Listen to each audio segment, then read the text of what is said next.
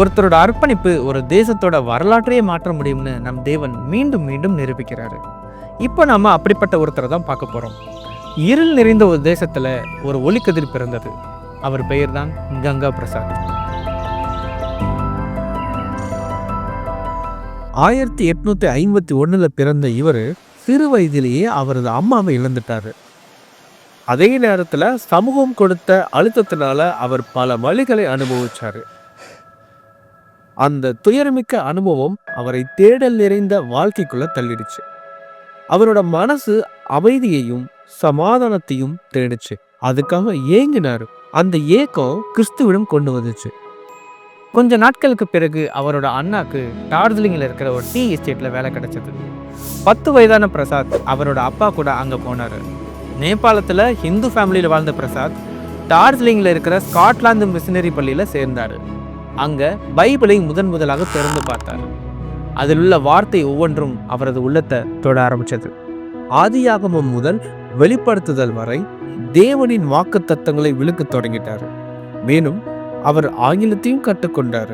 William மெக்ஃபர்லேன் போன்ற கிறிஸ்துவ போதகர்களால் வழிநடத்தப்பட்ட அவர் 24 வயதுல ஞானஸ்நானம் பெற்றார்.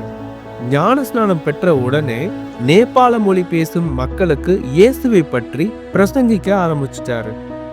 இதனால அவங்க சொந்தக்காரங்க, சொந்த குடும்பத்துல இருக்கிறவங்க கூட அவரை ஒதுக்குனாங்க. ஆனாலும் அவர் தேவன் மீது கொண்டிருந்த விசுவாசத்துல உறுதியா இருந்தாரு. மனுஷன் உலகம் முழுவதையும் ஆதாயப்படுத்தி கொண்டாலும் தன் ஜீவனை நஷ்டப்படுத்தினால் அவனுக்கு லாபம் என்ன?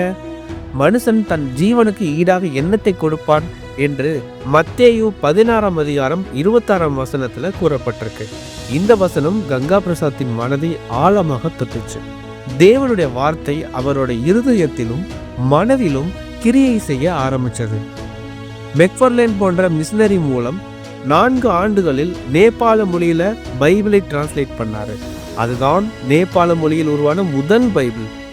அது மட்டும் இல்லைங்க, ஆங்கிலம் நேபாளம் டிக்ஷனரியையும் உருவாக்கினார். 1901ஆம் வருடம் முதலாவது நேபாள கிறிஸ்துவ போதகராக நியமிக்கப்பட்டார். ஆனால் அவருடைய ஊழியத்தை அப்போதுள்ள நேபாள அரசு விரும்பல. நேபாளத்தில் கிறிஸ்துவர்களுக்கு இடமில்லைன்னு சொல்லி 1914ஆம் ஆண்டு அவரையும் அவரது குடும்பத்தையும் நாட்டை விட்டே துரத்தியது அந்த அரசு. அதற்கு கொஞ்சம் கூட மனம் தளராத கங்கா பிரசாத் தனது வாழ்நாள் முழுவதும் டார்ஜிலிங்கில் ஊழியத்தை செய்தார். இதன் மூலம் டார்ஜிலிங்கில் மூத்த போதகராக அங்கீகரிக்கப்பட்டார். அது மட்டுமல்ல, பிரிட்டிஷ் மற்றும் வெளிநாட்டு பைபிள் சங்கத்தின் கௌரவ வாழ்நாள் கவர்னராக அவர் அங்கீகரிக்கப்பட்டார். அவர் நிறுவிய பிரிண்டிங் பிரஸ் மூலம் கோர்கே காப்பா கஹாத் என்ற மாத இதழை அவர் இறக்கும் வரை நடத்தி வந்தார்.